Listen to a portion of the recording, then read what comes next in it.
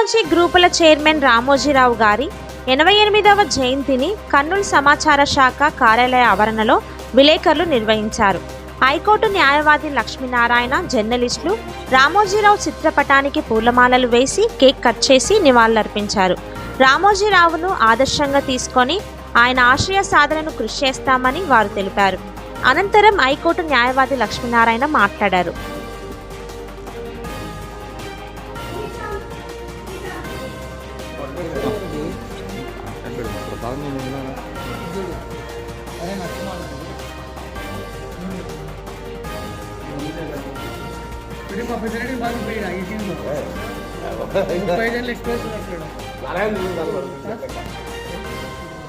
లక్ష్మణ్ చూపిస్తారులే.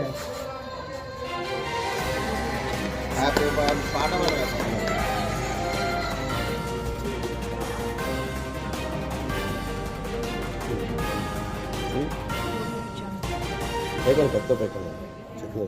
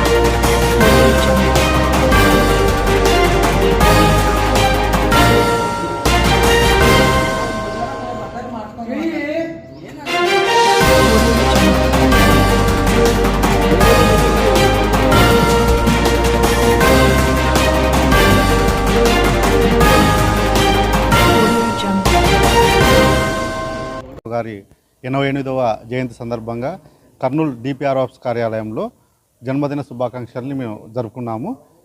ఆయన సామాన్య కుటుంబం నుంచి అసామాన్య స్థాయికి ఎదిగి ఎంతోమందికి ఆదర్శంగా నిలిచినటువంటి వ్యక్తి.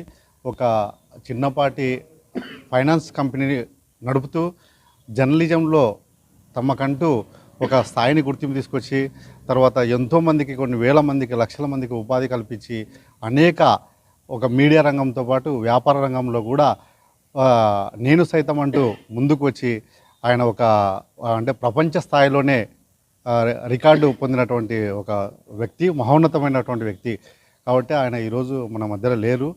ఆయన యొక్క జ్ఞాపకార్థంగా ఆయనని స్ఫూర్తిగా తీసుకుంటూ మన యొక్క అంటే నేను కూడా ఈ టీవీలో నుండి వచ్చినాను కాబట్టి ఆ యొక్క విశ్వాసంతో ఈరోజు కర్నూలులో జన్మదిన కార్యక్రమం జరుపుకున్నాము.